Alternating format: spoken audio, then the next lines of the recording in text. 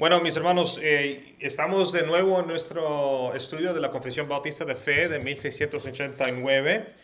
Ya hemos cubierto la introducción, hemos también tocado sobre el primer capítulo, que es la doctrina de la palabra de Dios, y también la Santísima Trinidad, que es el capítulo 2.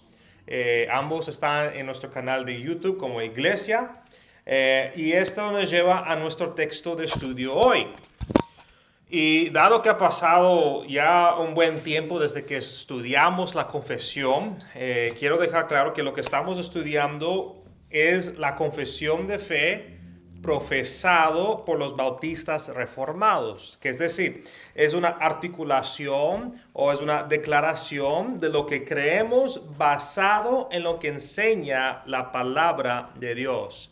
Y cuando uso el término bautistas reformados, nosotros como iglesia somos bautistas reformados, somos bautistas, creemos esencialmente en las mismas convicciones que las otras iglesias bautistas, pero usamos el término reformado para decir que todo lo que nosotros creemos es reformado o alineado con lo que enseñan las escrituras. Afirmamos las doctrinas de la gracia, lo cual vamos a ver en esta confesión, en el estudio de esta confesión. Y también tenemos como nuestros pilares de iglesia las 5 solas. ¿Qué son las 5 solas? Sola gracia, que somos salvos solamente por la gracia de Dios. Sola fide, que somos salvos por la gracia de Dios a través de solamente la fe. Solus Christus, en Cristo Jesús solamente. Sola escritura, según las escrituras solamente. Y para la gloria de Dios, que es soli Deo gloria. Las 5 solas que surgieron de la reforma del siglo XVI. Y esta confesión que tenemos ante nosotros no es de ninguna manera inerrante, no es infalible, no es inspirado. Incluso podemos tal vez encontrarnos con parte del texto con la que podamos no estar de acuerdo. Pero en lo que respecta a las doctrinas primarias de nuestra fe, en lo que respecta a lo que es básico y fundamental, todos estamos de acuerdo, porque vamos a ver que alinea con las escrituras. Bueno, si tienes tu copia de la confesión, puedes abrirla en el capítulo 3, sección 3.1. Y vamos a leer en la sección 3.2 más adelante. Bueno, esto es lo que dice el texto de 3.1, capítulo 3, primer párrafo. Y dice: Dios, desde toda la eternidad, por el sapientísimo y santísimo consejo de su voluntad, ha decretado en sí mismo, libre y inalterablemente, todas las cosas, todo lo que llega a suceder. Pero de tal manera que por ello Dios ni es autor del pecado, ni tiene comunión con nadie en el mismo, ni se hace violencia a la voluntad de la criatura, ni se quita la libertad o contingencia de las causas secundarias, antes bien son establecidas, en lo cual se manifiesta su sabiduría en disponer todas las cosas, y se manifiesta su poder y fidelidad en el cumplimiento de su decreto. Bueno, antes de abordar este primer párrafo, y sé que es un poco complejo y lo voy a explicar, esencialmente hay 2 partes de este capítulo en la confesión, de este tercer capítulo. 2 partes. La primera parte, lo que vamos a ver hoy en día, es el decreto general de todas las cosas. El decreto general de Dios concerniente a todas las cosas. Y la segunda parte es el decreto específico de la predestinación, que es una de las doctrinas de la gracia. Esencialmente la doctrina que Dios escogió a algunos para ser salvados y no escogió a otros. Pero vamos a ver la primera parte esta noche con el párrafo 1, hablando de la universalidad del decreto de Dios. En otras palabras, lo que este párrafo quiere decir es que no hay nada fuera del reino y dominio de Dios. Dios es el rey soberano. Dios es el gobernante absoluto. Nada está fuera de su autoridad y poder. Cuando un rey emite un decreto, por ejemplo, debe ser obedecido. Y de la misma manera, cuando Dios emite un decreto, la creación debe obedecer. Si Dios decretó las leyes de la gravedad, entonces las leyes de la gravedad deben ser aplicadas, tienen que funcionar. Si Dios decretó las leyes de lo biótico, como la biología, entonces las leyes del biótico o de la biología deben ser aplicadas, deben funcionar. Los decretos de Dios son esencialmente su voluntad y su ley para el cosmos. Y también se manifiesta, como vamos a ver en la segunda parte de la próxima semana, en nuestra soterología, que es decir, nuestra doctrina de la salvación. Bueno, ¿dónde encontramos apoyo para esto en la Biblia? Lo encontramos en Isaías capítulo 46, versículo 10. Y dice que declaró el fin desde el principio y desde la antigüedad lo que no ha sido hecho. Yo digo, esto es Dios hablando a través del profeta, mi propósito será establecido y todo lo que quiero realizaré. En este pasaje profético en Isaías, Dios revela que su consejo y su propósito no pueden ser frustrados. Lo que Él decreta se hará. Lo que Él dice que va a pasar, va a pasar. Lo que Él dice que va a hacer, lo va a hacer. Además, el apóstol Pablo escribe en Efesios capítulo 1, versículo 11, también en él hemos obtenido herencia, habiendo sido predestinados según el propósito de aquel que obra todas las cosas conforme al consejo de su voluntad. Ahora, una vez más, veremos la doctrina de la predestinación las próximas semanas, porque está aquí tocado en el primer parte de ese versículo. Pero el texto relevante aquí es la última parte. Aquel que obra todas las cosas conforme al consejo de su voluntad. Esto significa que Dios está orquestando toda la creación para cumplir su voluntad.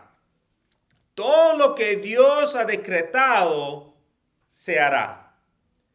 Y debe ser notado que Dios no está continuamente decretando cosas. No es como que hoy en día o mañana o un año desde aquí o 500 años desde ahora Dios va a emitir un nuevo decreto. No es decir eso. El decreto de Dios, Él decretó todo desde antes del principio de los tiempos. Porque su voluntad, al igual que su naturaleza, es eterna en sí misma. El escritor de Hebreos también escribe en capítulo 6, versículo 17, por lo cual Dios, deseando mostrar más plenamente a los herederos de la promesa la inmutabilidad de su propósito, interpuso un juramento. Ahora, es un principio bíblico fundado en el carácter fiel e inmutable de Dios, es decir, que Dios no puede cambiar, que no debes hacer un juramento que no puedes cumplir, y que solo debes hacer juramentos que sabes que puedes cumplir. Y en respecto a los juramentos o las promesas de Dios, siempre serán cumplidos. Dios nunca ha quebrado, nunca ha roto su juramento o promesa, y Él siempre se ha mostrado ser fiel hasta el fin. ¿Qué podría ser un ejemplo? Bueno, ¿cómo podemos estar seguros que Dios nos va a mostrar misericordia cuando hayamos pecado? Romanos capítulo 9, versículo 15, porque Él dice a Moisés, Dios a Moisés, tendré misericordia del que yo tenga misericordia y tendré compasión del que yo tenga compasión. Y en otras partes de la palabra, cuando reconciliamos estos versículos que hablan de misericordia de Dios, Dios promete misericordia a los arrepentidos y compasión a los necesitados. Como dice el versículo 18, así que Dios tiene misericordia del que quiere y al que quiere endurece. Ahora, esta última parte podría provocar una pregunta.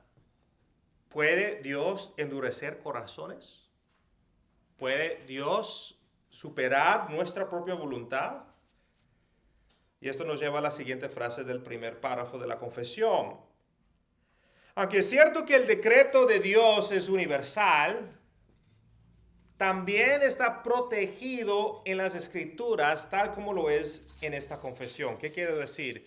Estamos hablando de la integridad de la naturaleza de Dios, de la justicia de Dios. Lo que eso significa es que lo que creemos como cristianos, lo que nosotros creemos que la palabra de Dios enseña, es que el decreto de Dios no se extiende a todo.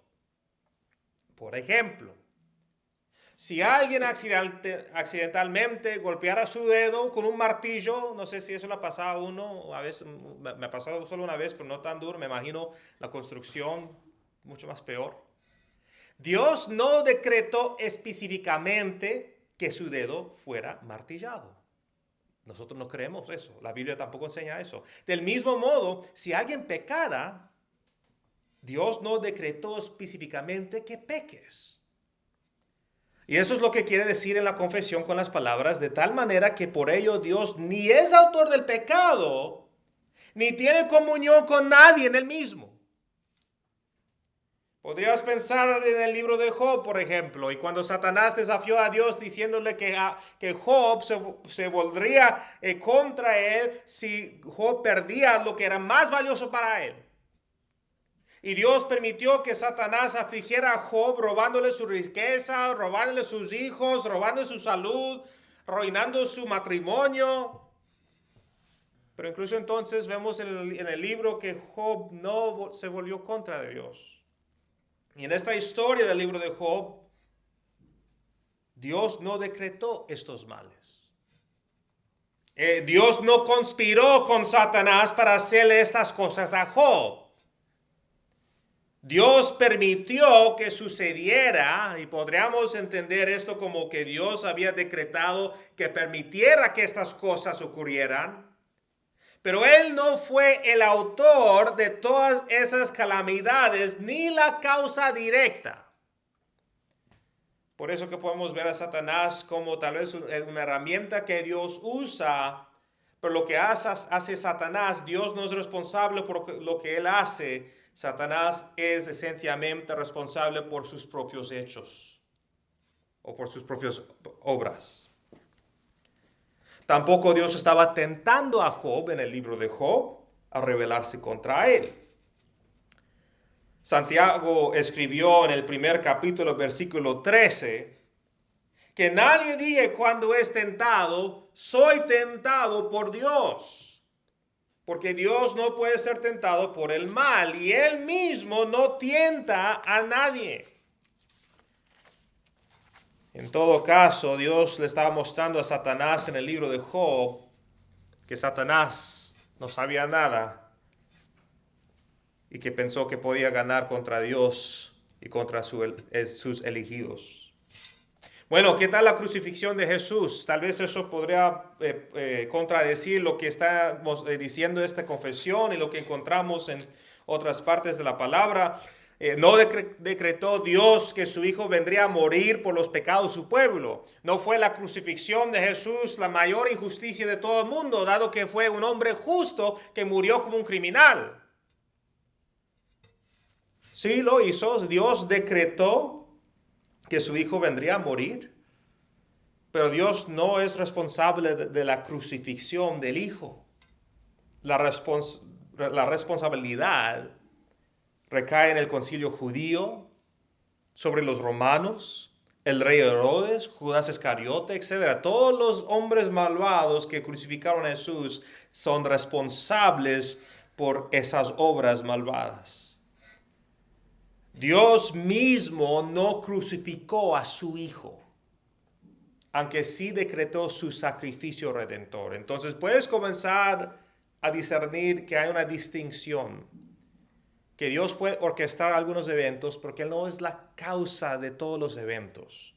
Él tiene control de todas las cosas, pero no todas las cosas que pasa Él es directamente responsable. Cuando alguien peca contra ti, Dios no es responsable por el pecado que fue cometido contra ti. Pero Dios sí tiene soberanía y control sobre todas las cosas, que Él puede permitir que tal cosa pasa por alguna razón moralmente suficiente. Ahora es importante considerar la siguiente parte del texto, del párrafo. Porque significa que no somos fatalistas. ¿Qué quiero decir con fatalistas? No creemos en el fatalismo. No somos como los musulmanes, por ejemplo, que creen que todo lo que pasa es la voluntad de Alá.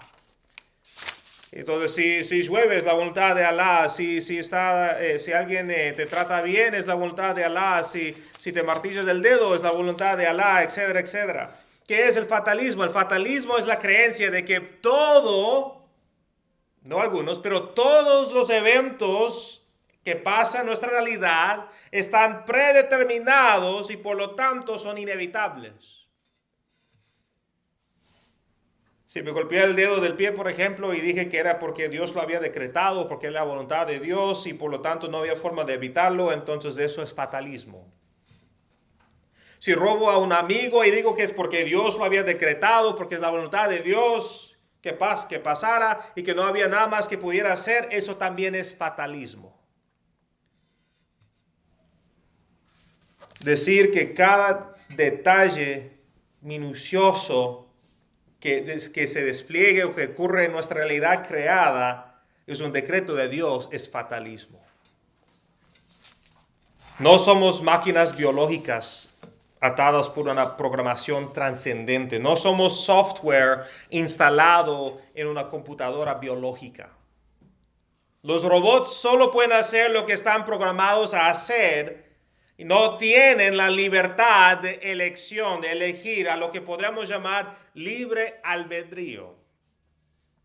Tenemos libre albedrío, y es importante que tocamos sobre este punto porque muchos de los que están fuera de los círculos reformados dentro de la iglesia misma dicen que nosotros no creemos en libre albedrío porque creemos que Dios es soberano, entonces en cargo de todas las cosas. Si tenemos libre albedrío, lo vemos en las escrituras, pero no somos tan libres como algunas personas podrían pensar. Déjame explicar. Si hay un pastel en la mesa de café, y tristemente no hay, pero si hubiera, tengo la opción de comer el pastel o dejarlo ahí. Pero eso no son mis únicas dos opciones. También podría optar por guardar el pastel, compartir el pastel, tirar el pastel, etc. Hagas lo que hagas, no podría decir que Dios me obligó o que Dios decretó que yo hiciera lo que yo voy a hacer porque era su voluntad. No podría decirlo. Decir porque cogí este libro, que Dios me hizo coger este libro para tenerlo en la mano, eso no está correcto. Tengo mi propia voluntad. Y aunque Dios ciertamente puede endurecer el corazón de uno, como lo hizo, por ejemplo, con Faraón en el libro de Éxodo, Él no nos ha dejado sin voluntad. Cualquier cosa que hagamos es nuestra propia responsabilidad.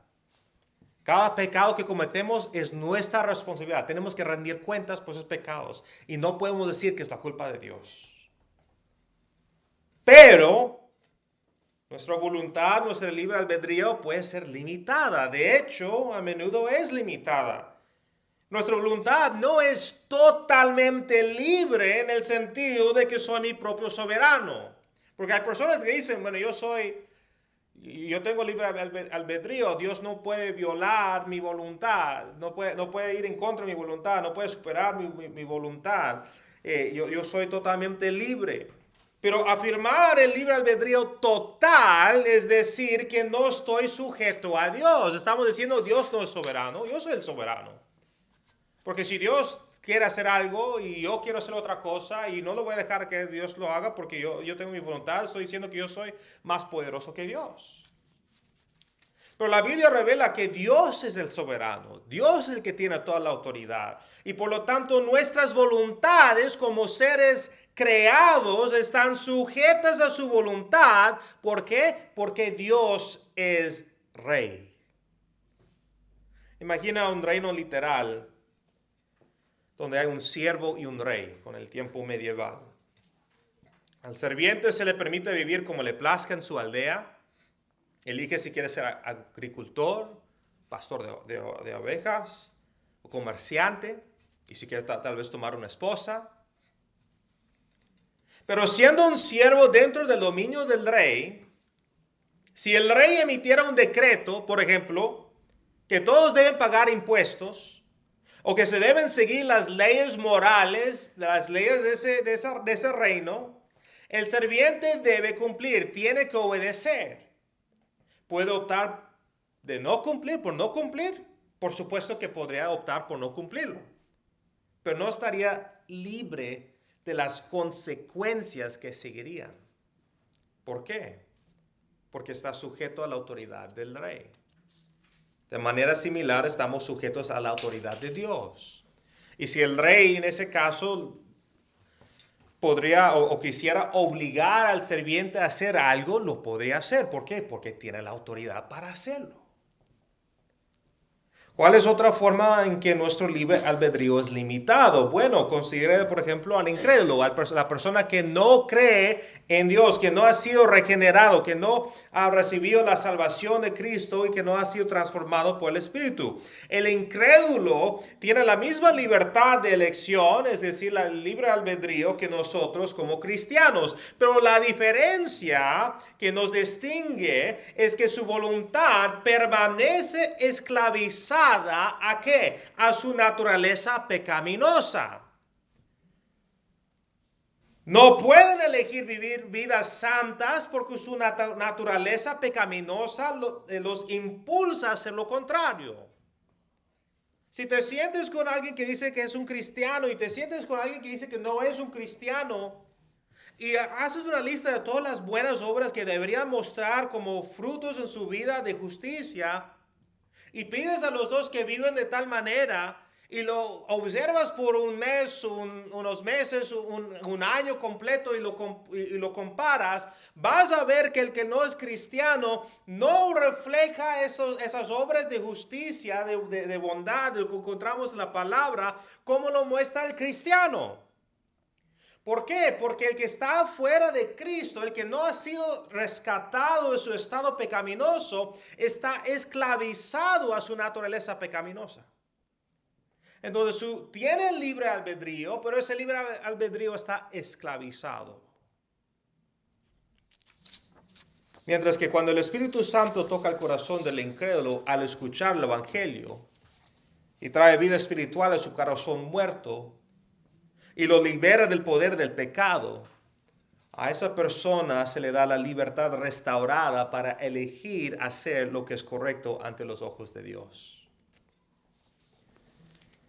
Podemos entrar en mayor detalle sobre cómo nuestro albedrío está limitado, en el sentido de su sujeción a la voluntad de Dios, en el sentido de su relación con nuestra naturaleza pecaminosa, incluso en el sentido de las limitaciones de nuestro propio contexto creado. Por ejemplo, podría querer teletransportarme a la luna, pero no puedo hacerlo solo por mi voluntad. El punto es, sin embargo, que nuestro libre albedrío no es absolutamente libre. No es libre total. Es libre dentro de sus limitaciones esperadas. Ahora hemos cubierto la última parte del primer párrafo, pero lo diré de nuevo. El decreto de Dios es universal.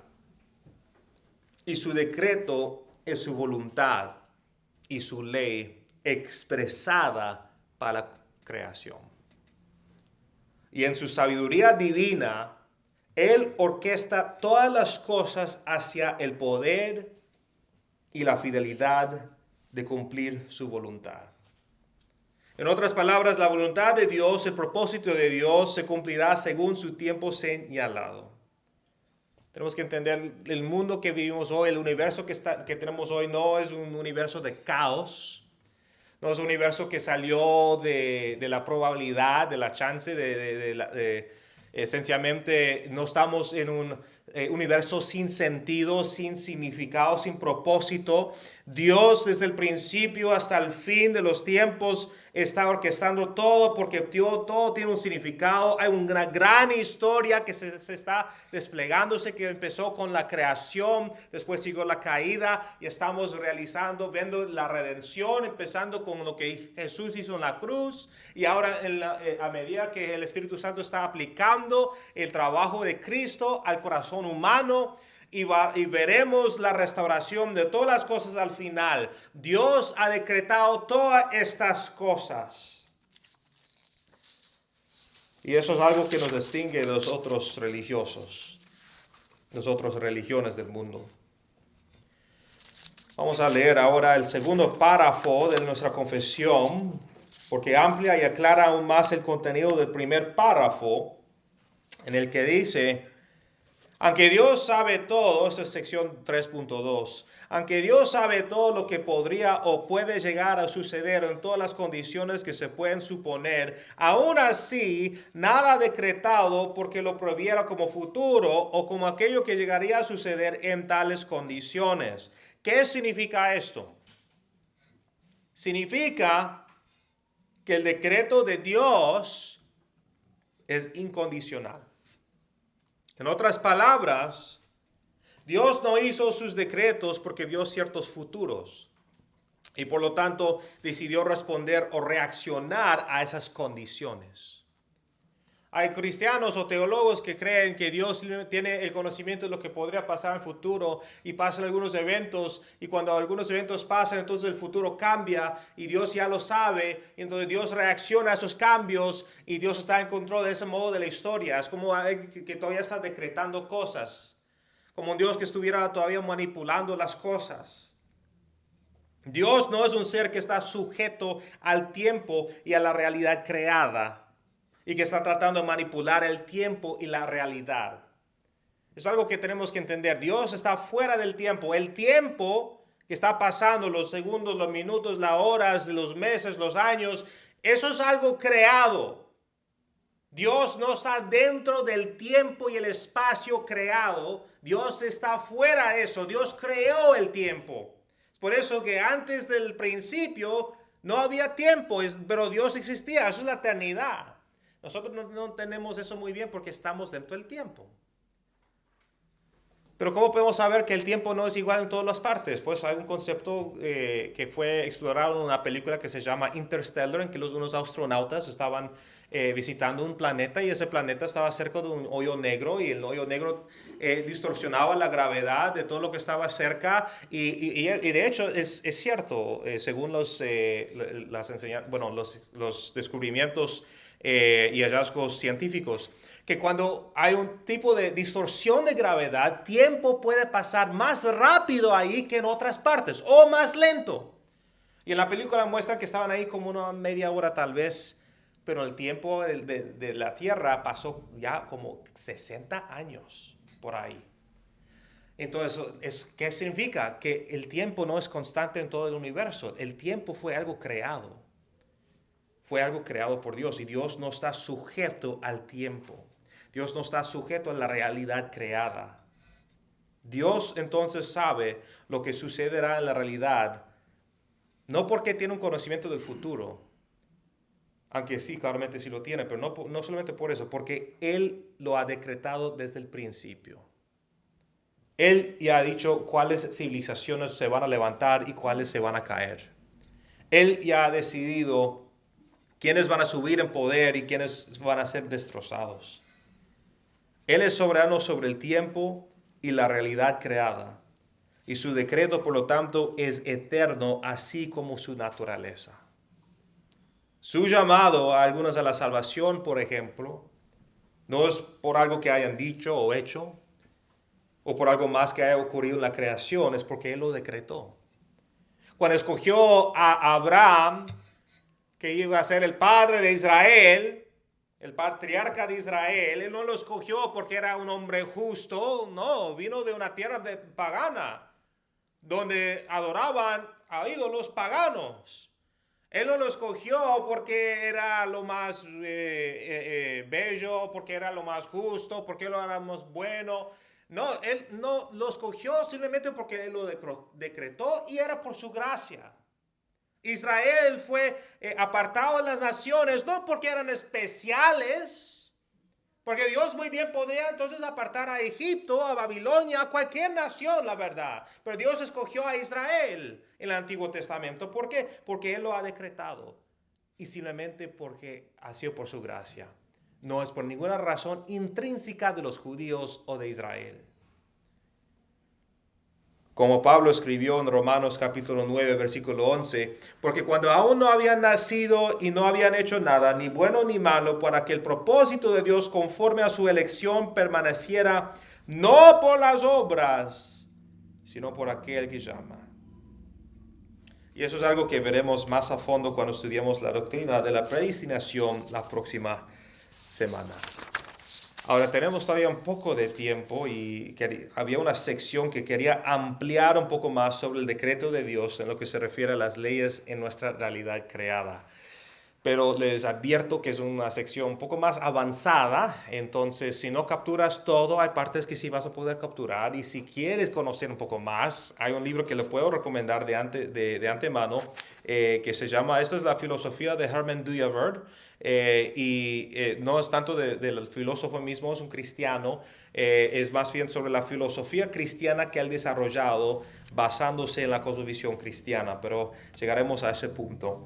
Pero quería tocar sobre las leyes de nuestra realidad creada, porque hay hay una necesidad de traer aclaración, porque hay leyes que uno sí podría desafiar o desobedecer, y hay leyes que no podemos desobedecer. Y es importante que entendamos esa dinámica y cómo funciona un poco el mundo en que vivimos. Bueno, voy a tratar de ser un corto y breve. En nuestra realidad creada hay dos tipos de leyes, como mencioné. Hay leyes que el hombre no puede romper y leyes que el hombre puede romper. Y por aquellas leyes que puede romper, el hombre es responsable por las consecuencias que seguirán. Bueno, según Herman Dooyeweerd, que era un filósofo cristiano de holandés en el siglo XX, y de hecho es reconocido como un hombre reformacional, es decir, tomó los principios de la reforma y los principios bíblicos y lo usó como un base para construir y desarrollar una filosofía totalmente distintamente cristiana, es decir, basado en las verdades de la Biblia, y no contaminadas con la filosofía de los griegos, de los escolásticos, de los racionalistas, de todos los paganos. Él simplemente tenía la convicción que se podría desarrollar una filosofía, una ciencia de una perspectiva cristiana. Y lo que él dijo es que estas leyes creacionales se pueden clasificar en 15 aspectos en nuestra realidad.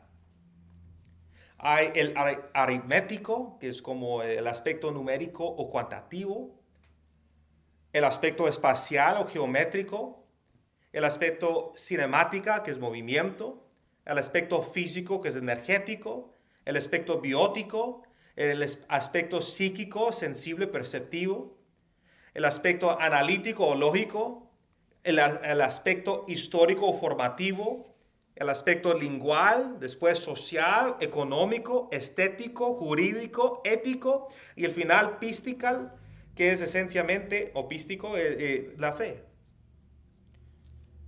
¿Por qué en este orden secuencial, según Dooyeweerd, de los aspectos aritméticos a lo que es el pístico, al aspecto de la fe?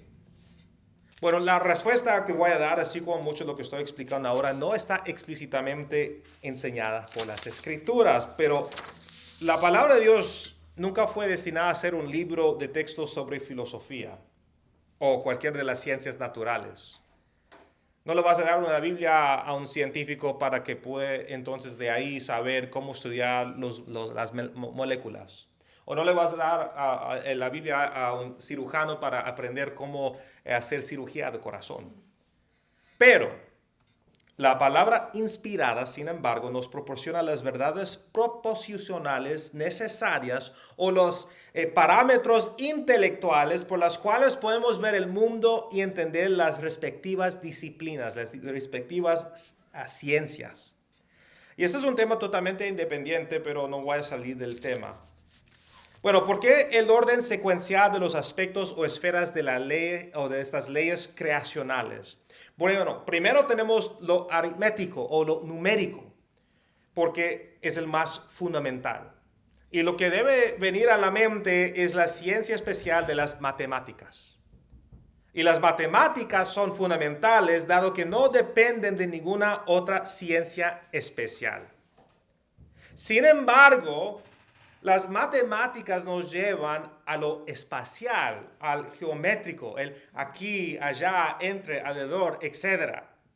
Lo espacial presupone lo aritmético, pero lo aritmético no presupone lo espacial. Así que por esa razón lo aritmético es lo más fundamental y lo espacial sigue en segundo lugar. Luego pasamos al tercer aspecto, el cinemático o movimiento. Y cuando hablamos de cinemática nos referimos a la ciencia especial de la física, que presupone tanto la aritmética como la espacial. Ahora no voy a explicar los 15 aspectos de las leyes creacionales porque lo que quería hacer era simplemente mostrarles por qué hay un cierto orden secuencial en estas esferas de la ley. Sencillamente cuando vas avanzando más arriba en los aspectos o las esferas de las leyes creacionales, estos aspectos presuponen las ciencias o disciplinas o las leyes de los aspectos más bajos. Pero lo más relevante de lo que estamos viendo hoy es que los aspectos o esferas de las leyes creacionales que se consideran inviolables, que se dice que no se puede desobedecer, son los primeros 6. Las leyes aritmético, las leyes espacial, las leyes cinemático, físico, el biótico y el psíquico. En cuanto a por qué no pueden ser violadas o quebrantadas, es porque tienen que ver con las leyes naturales o las leyes de la naturaleza. No podemos romper la ley matemática que produce el resultado 2 más 2 son 4. O decir, yo voy a ir subiendo hacia la luna desde aquí para allá, como así nomás, quebrando la ley de la gravedad. Tampoco podemos romper las leyes de la física o las leyes de la biología o las leyes de la psicología, y no me estoy refiriendo a las teorías ateas de Freud, Carl Jung, etc. Estoy hablando de leyes funcionales, no de teorías, leyes que están operando y gobernando esta realidad creada de Dios. Ahora, los otros 9 aspectos o esferas de la ley pueden ser rotos o desobedecidos por el hombre. Es decir, el hombre puede caminar en desobediencia en estas esferas de la ley. Dios ha decretado en su palabra que debe haber justicia, pero el hombre puede vivir en su injusticia. Dios ha decretado en su palabra que debemos amarnos unos a otros, pero el hombre puede vivir en su odio. Entonces vemos que hay leyes que no se pueden desobedecer, como las leyes de la naturaleza, pero hay otras leyes que el hombre sí puede desobedecer. Pero por la misma razón que no puede romper las leyes de la naturaleza, el hombre será responsable por su desobediencia. Y en unos aspectos sería más inmediato, en otros casos sería más generacionales. No solamente en el hecho que estaremos delante de Dios para rendir cuentas por nuestros pecados, sino también podremos ver las consecuencias de nuestros pecados en la sociedad, en nuestras familias, de generación a generación, en todo lo que hacemos dentro de esta realidad donde vive la humanidad. Porque al final el hombre vive en el mundo de Dios y está sujeto a las leyes de Dios. Y todas estas leyes son la voluntad expresa de Dios para la creación, para la función de todas las cosas. Eso es suficiente para hoy. Si lo que había cubierto antes no era tal vez ya suficientemente pesado, esta última parte probablemente era un poco más pesada porque entramos un poco en la filosofía, pero lo vamos a mantenerlo simple en el futuro con la próxima semana cuando abrimos la puerta a la doctrina de la predestinación, lo cual es una doctrina que sí ha generado mucha controversia, pero vamos a ver claramente lo que enseñan las Escrituras. Por ahora vamos a concluir con una oración y si tienen preguntas, siéntense libres de hacer esas preguntas.